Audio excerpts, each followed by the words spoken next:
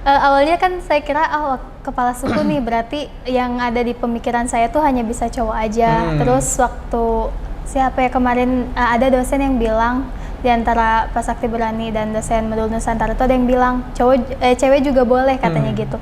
Oh ya udah saya coba ngacung aja dan entahlah qadarullah.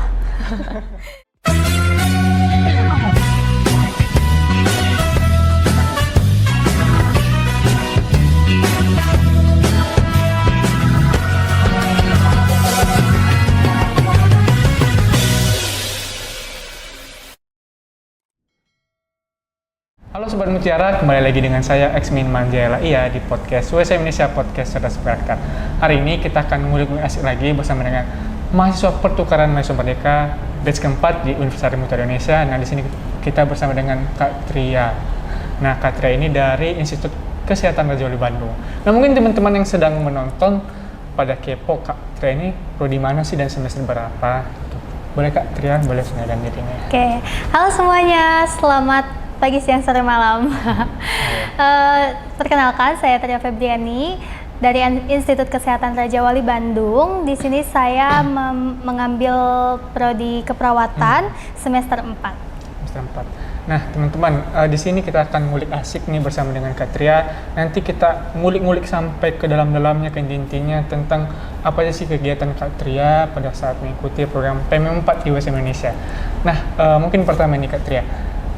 Awal kenalnya PMM itu dari mana sih? Oke, kalau untuk awal kenalnya itu tentunya dari alumni PMM sebelumnya, yang dimana mereka yang mempromosikan bagaimana serunya PMM, bagaimana menantangnya PMM dan lain sebagainya. Lalu kami juga sebelumnya itu emang sudah ada wejangan-wejangan dari kampus harus mengikuti kegiatan kampus merdeka begitu Bang.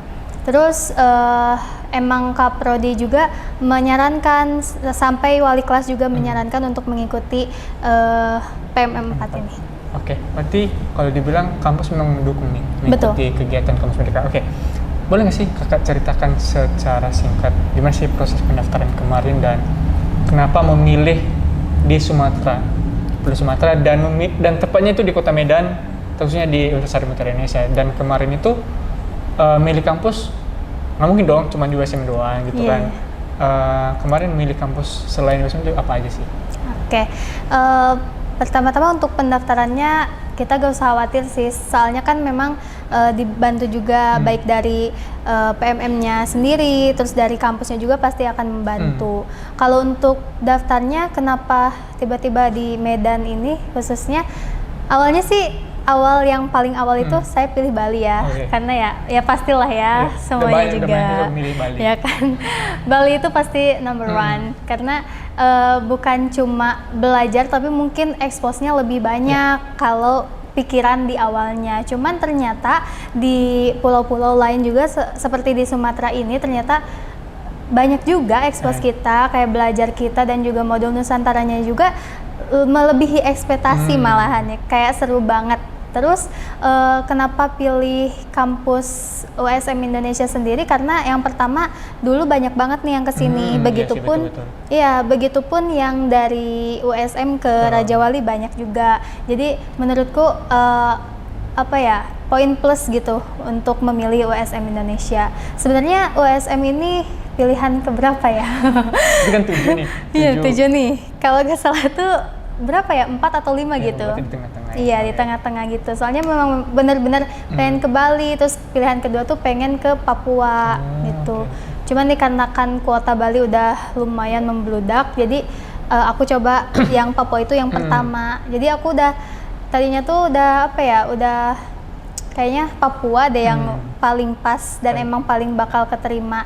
Kalau yang lainnya tuh kayak melihat SKS nih yang ada pelajarannya yang sama, apakah pas di mana aja, itu udah sampai pusing, udah sampai udah bingung banget gitu kan, dan pilih yang mana adalah pilih setelah oke.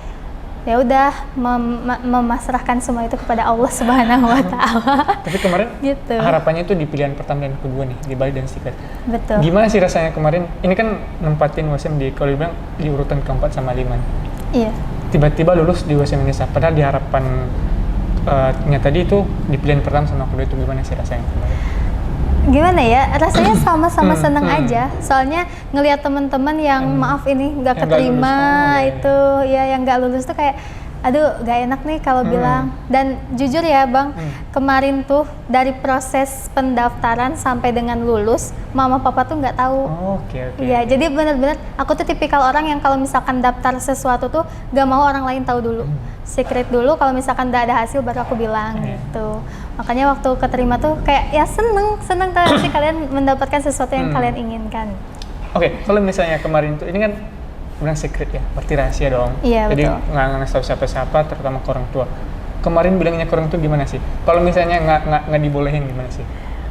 Iya deg-degan sih, deg-degan. Tentunya deg-degan banget ya, kayak tiba-tiba mau ke Medan, anak ketiga masih kecil gitu kan, pasti pikiran orang tuh kayak gitu.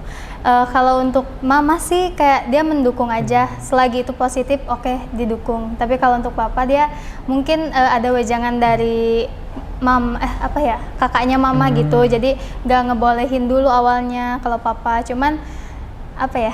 50-50 lah ya. Iya, jadi gimana ya? Aku lihat dari jawaban mama dulu. Soalnya kalau papa tuh masih bisa masih bisa diandelin gitu. Kalau papa masih bisa dirayu-rayu dan akhirnya dibolehin. Gitu. Jadi kemarin ya dari awal mendaftar didukung dari kampus, terus dinyatakan lulus di USM Indonesia dan itu kabari ke orang tua. Iya, gitu. baru. Oke, boleh nggak sih mungkin kakak ceritakan, ini kan kalau dibilang sudah dapat tiket keberangkatan ke Medan. Betul. Itu kemarin diantar sama orang tua juga nggak sih? Waktu ke bandara. Kalau waktu ke bandara kebetulan saya sendiri. Sendiri. Iya, pakai bus. Oke. Itu ini kan kakak bilang sendiri nih. Itu nggak bareng sama teman-teman juga nih? Enggak, tadinya saya mau bareng, cuman teman-teman tuh yang banyakan itu pada pakai kereta. Oh, oke. Iya, dan Tapi di bandara bareng semua. gitu? bareng-bareng. Itu berapa orang sih yang dari Raja Wali? Di Raja Wali kebetulan ada 14 orang 14 yang orang. kesini. Oke. Ini kan kalau dibilang first time merantau nih, ya kan? First impression-nya nyampe ke Medan tuh kemana? Waktu pertama kali ke Medan ya tentunya panas banget. Faktor Oke. cuaca yang sangat-sangat menyebabkan kekagetan itu benar-benar panas banget waktu di Medan. Tapi seiring berjalannya waktu ya masih panas juga sih. Sampai sekarang. Sampai sekarang. Oke. Ini kan kemarin disambut nih sama teman-teman dari USM Indonesia. Betul. Gimana sih respon mereka ke kalian dan respon kalian ke mereka gitu?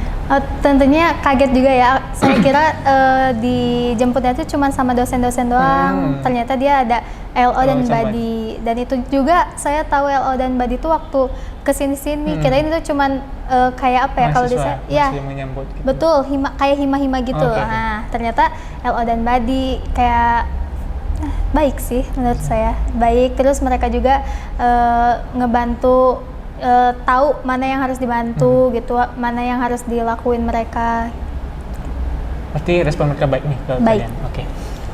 Dan kemarin pas nyampe ke USM Indonesia nih di kampus kita, gimana sih kelihatannya kampus kita? Kebetulan kita nyampenya malam. Malam. Iya, jadi Oke. masih kok kayak pohon-pohon semua gitu. Tapi kelihatan asri gitu ya kalau misalkan banyak pohonnya. Jadi mikirnya tuh kayak pasti bakal gak terlalu panas nih soalnya banyak pohon. Tapi ternyata ya karena memang cuaca Medan itu mungkin Memang panas. sangat-sangat panas, jadi susah banget untuk dijelaskan. Oke.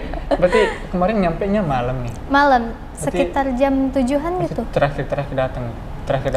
Enggak, Masih ada kami lagi? yang pertama ada terakhir datang tuh sekitar jam 11-an gitu. Agak lama ya. Iya, Oke. Ini kan kemarin kakak tinggal di asrama ya kan? betul. Dan yang saya lihat bahwa dalam satu asrama itu nggak mungkin satu kampus dalam satu kamar, ya nggak sih? Iya, Berarti betul. harus berbeda-beda dari pulau lain gitu. Gimana sih cara kakak bisa berinteraksi dengan mereka supaya tidak ada kegugupan? Kalau sama orang Sulawesi agak kaget, agak sedikit teriak mungkin, nggak teriak, cuman memang mereka budayanya Iya. seperti itu. Tapi kadang yang orang Sulawesi ini juga ngikutin gaya bicara kita, soalnya memang mungkin dia keikut sama kita yang notabene lembut-lembut gitu. Berarti kalau bilang ya kita harus memulai nih untuk berbicara. Betul banget. Oke, ini kan yang saya dengar dari cerita teman-teman nih dari PMM yang lain, katanya 10 hari ini dulu baru opening ceremony nih, ya kan? Betul. Kemarin pas opening ceremony gimana sih di sana? Seru sih, kita disambut, terus kita juga kayak apa ya, kayak bukan pendatang, kita tuh kayak udah dianggap anak sendiri gitu sama dosen-dosen yang lain. Terus apalagi sama Pak Sakti dan Bu Rani dan juga dosen modul Nusantara, Bu Surya, Bu Juneris dan Pak Diki, mereka tuh kayak udah kenal kita deket, udah kenal kita lama, nggak ngebeda-bedain kita gitu. Terus mereka juga berusaha buat ngerti gimana budaya kita, gimana cara bicara kita, dan kita pun harusnya sebaliknya, cuman ya mungkin karena kaget gitu sama kultur budaya di sini, jadi ya apa ya, belum menerima sebetulnya ngedengar bicara mereka kayak gimana, cuman dicobain aja dulu tuh gitu. Berarti kemarin tuh ya kita menganggap bahwa kita sudah mahasiswa di sini. Betul. Gitu. Oke, saya dengar kakak salah satu wakil kepala suku. Betul. Kemarin kenapa bisa jadi wakil kepala suku ini? Oke, untuk kemarin kenapa? Karena yang pertama saya ngacung sendiri. Kenapa bisa mengajung diri sendiri gitu? Awalnya kan saya kira kepala suku nih berarti yang ada di pemikiran saya tuh hanya bisa cowok aja. Terus waktu siapa ya kemarin ada dosen yang bilang di antara Pak Sakti Berani dan dosen modul Nusantara itu ada yang bilang cewek juga boleh katanya gitu. Oh ya udah, saya coba ngacung aja dan entahlah qadarullah tiba-tiba terpilih begitu. Itu sistem pemilihannya itu gimana sih kemarin? Itu sih dari kemauan diri sendiri karena meminimalisir hilangnya tanggung jawab gitu. Takutnya kayak yang sebelumnya katanya begitu. Cuman saya juga mikir dan sebelum ngacung tuh kayak ini bakal bisa gak ya? Takut tiba-tiba di tengah jalan menyerah atau gimana. Cuman entahlah kayak ada hati nurani tuh kayak udah ngacung aja tiba-tiba ngacung. Terus kita tuh kayak ditanya beberapa pertanyaan, mungkin biar teman-teman juga memilihnya tepat.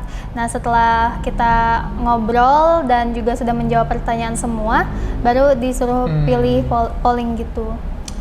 Lalu kemarin kalian juga yang buat video apa kemarin ya? Video sambutan nih. Iya.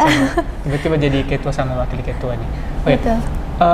Pada saat ini kan kalian jadi si Iki nih jadi ketuanya dan kakak jadi wakil kepala. Ngapain aja sih sebagai wakil kepala suku?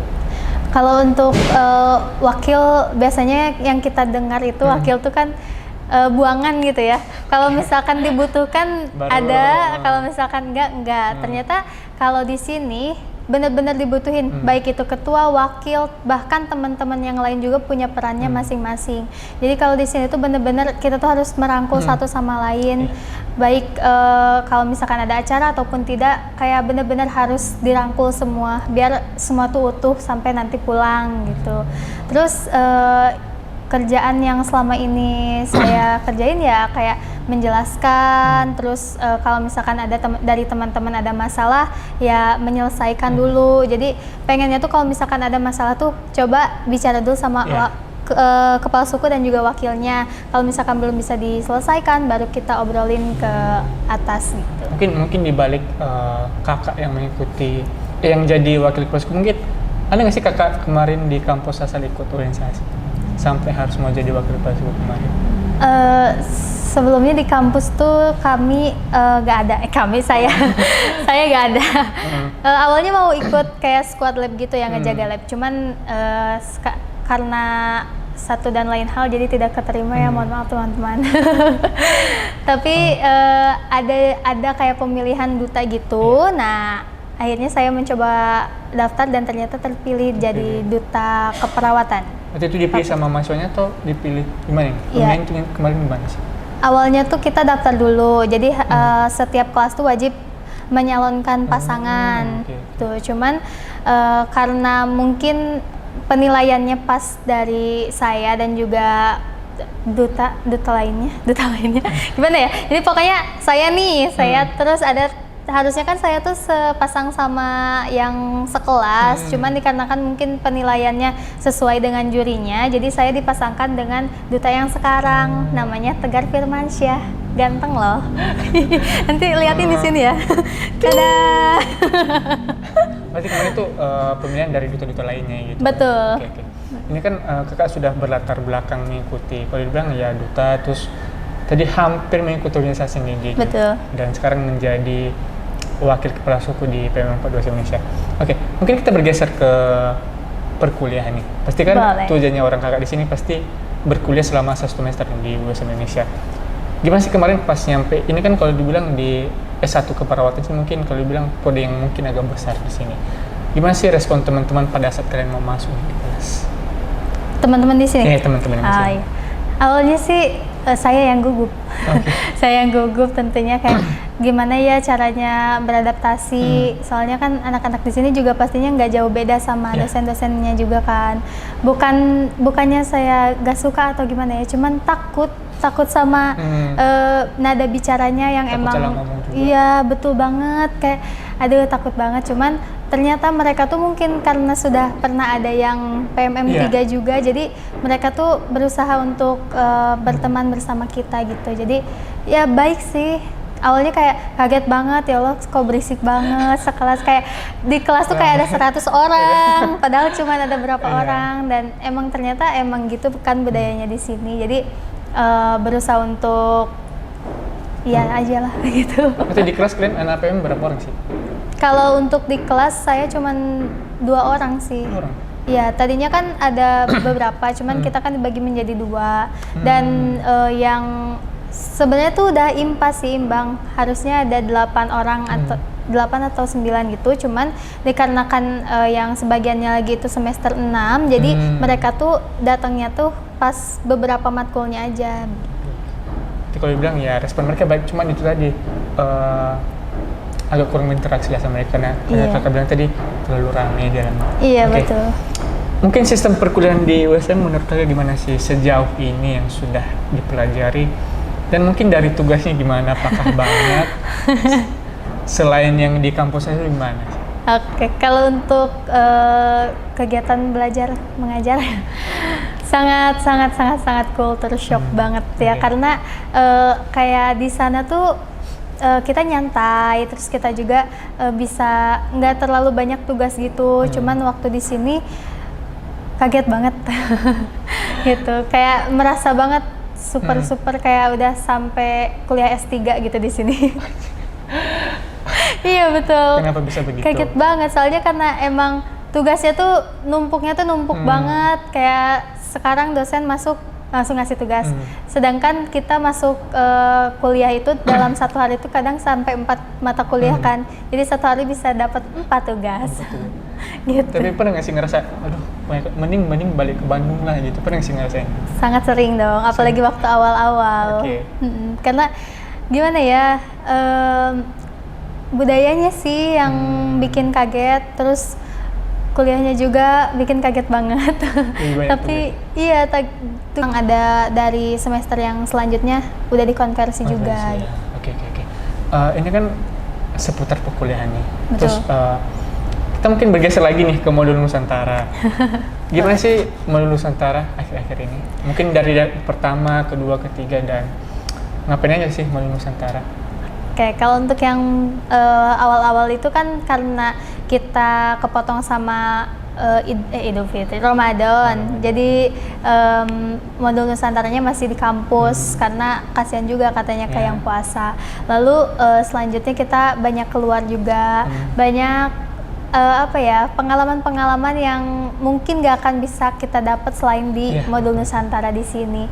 Seru juga sih, apalagi yang terakhir kemarin itu benar-benar seru banget. Kita ditambah satu destinasi yang memang kita butuhkan gitu Bang. Selama di sini panas-panasan, di sana langsung adem ayem gitu kan. Tapi tetap ngerasa banjir keringatnya juga. Tadi kakak bilang bahwa pertama itu nggak keluar, kan Ramadan. Iya, betul. Gimana sih rasanya? Ini kan di perantauan. Gimana sih rasanya pertama kali puasa dan Ramadan bersama teman-teman PM dan nggak bareng orang tua? Sedih banget sih rasanya, bener-bener sedih banget. Kayak biasanya tuh kalau misalkan mau puasa itu kayak ada kalau bahasa Sundanya itu munggahan gitu. kayak menyambut bulan Ramadan.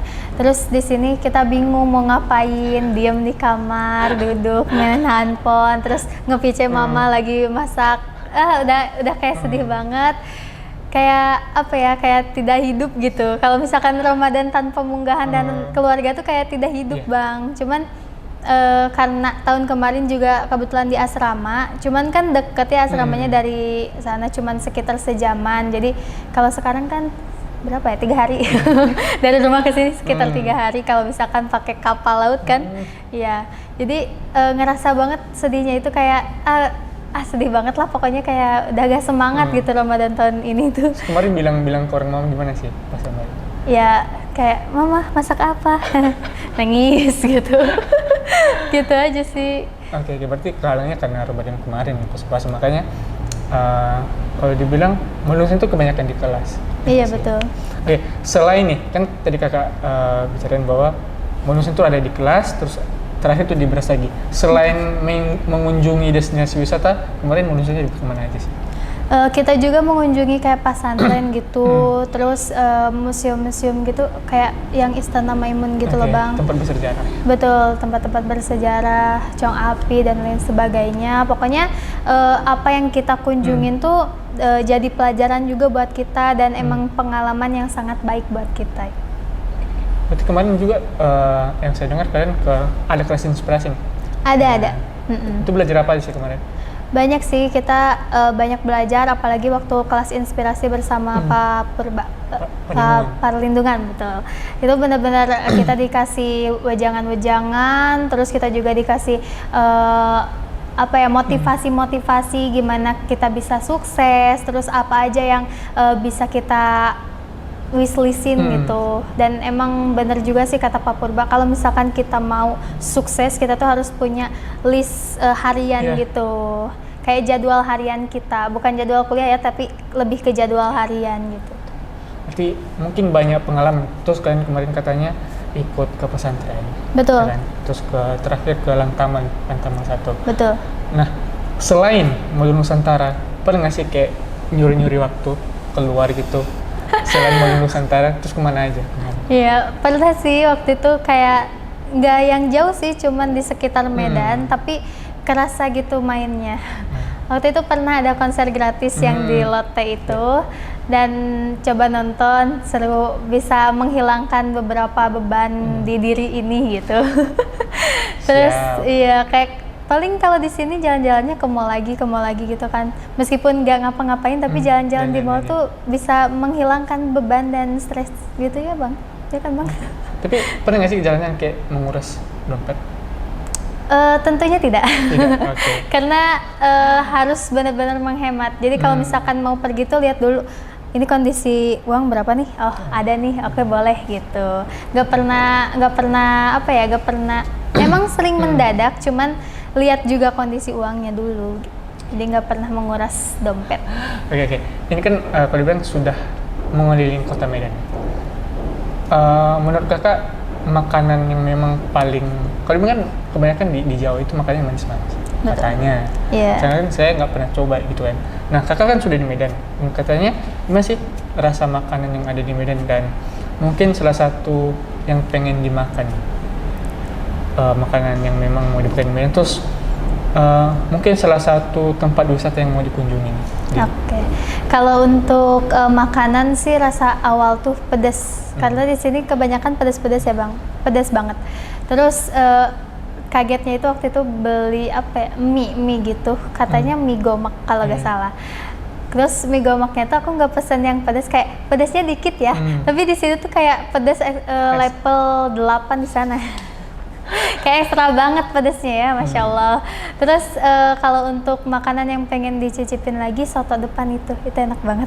Soto depan yang mana? Yang deket Millennium. Itu enak banget. Itu soto the best pokoknya. Makanan yang memang gak akan bisa dilupain di sini. Terus kalau untuk kunjungan wisata yang pengen didatengin tuh Toba. Mungkin nanti di Mall Nusantara terakhirnya akan dikunjungi. Iya. Sangat ditunggu. Mungkin dari sepersekian kegiatan yang kakak lakuin di PM4 Indonesia, mungkin ya kali nggak ada suka dukanya. Boleh nggak sih kakak ceritakan apa aja sih suka dukanya? Mungkin tadi dari kakak menjadi wakil kepala suku nih, mungkin ada suka duka yang bisa, boleh nggak sih sampaikan ke teman-teman yang sedang menonton? Kalau untuk sukanya itu banyak banget, dukanya juga pastinya banyak ya, yang namanya hidup pasti ada Iya, suka pasti. dan duka. Yang sukanya itu ya kita happy di sini, banyak main, terus kita juga banyak keluar kemana-mana sama teman-teman, yang dimana teman-temannya itu beda suku, budaya, agama dan lain sebagainya. Terus kita juga bisa mengeksplor Sumatera Utara tuh seperti apa sih gitu. Terus kalau dukanya tuh banyak banget, apalagi saya sebagai wakil kepala suku, kayak dimana saya nggak didengerin ya teman-teman, nggak didengerin. Tapi mungkin ya mereka juga punya pendapat sendiri. Jadi kita juga kalau misalkan mau berpendapat tuh harus benar-benar 74-nya itu setuju baru kita bisa gitu. Terus ngerasa nggak dihargain juga pernah. Terus apalagi kalau misalkan sekarang kan jauh dari orang tua, sedih banget, dari keluarga, dari adik juga. Biasanya kalau misalkan sama adik tuh berantem tiap detik, tiap menit tuh berantem. Di sini kayak tete gitu. Kayak kangennya tuh berasa banget. Pokoknya banyak banget dah suka dan duka yang gak akan bisa diceritain satu persatu ya Bang, karena memang kita kan di sini udah hampir 4 bulan di sini gitu. Jadi benar-benar banyak banget dan emang berkesan banget sih. Mungkin ada masukan di PMM 4 ini atau khususnya ke Panadim nih, mungkin terkait dari BBA supaya cepat cair, dan mungkin ini kan katanya bentar lagi mau pulang nih, katanya akhir Juli mau pulang. Apakah pengen mau diadakan reuni nih sama teman-teman PMM 4 nantinya? Oke, kalau untuk PMM sendiri, mohonnya Pak Nadiem. Kok takut ya? Mohonnya Pak Nadiem, kalau misalkan sudah janji langsung ditepati. Yang contohnya 1,8, 1,5 itu loh. Mohon maaf Pak Nadiem.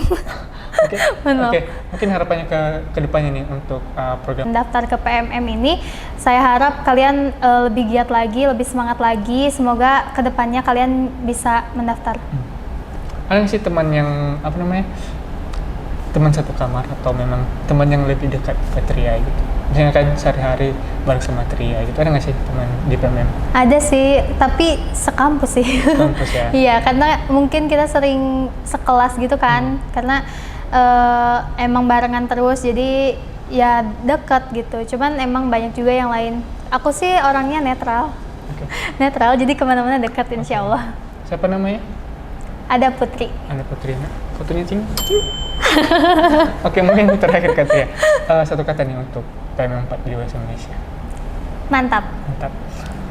Oke, Kak Tria, terima kasih telah meluangkan waktunya sharing-sharing bersama kita di sini. Mungkin tadi Kak Tria menceritakan pengalaman Kak Tria dari awal mendaftar, terus dapat info PMM dari mana, terus dari sistem perkuliahan di sini gimana, terus tiba-tiba jadi wakil kepala suku dengan berbagai kegiatan yang ada di sini. Terus tadi sharing-sharing juga nih, bagaimana sih kegiatan modul Nusantara yang ada di USM Indonesia. Jadi teman-teman, jangan bosan-bosan untuk menonton podcast kita karena kita akan ngulik-ngulik asik lagi bersama dengan mahasiswa PMM 4 lainnya. Saya Eksmin Manjela pamit, sampai jumpa di podcast USM Indonesia Podcast Cerdas Berakter. Sampai jumpa.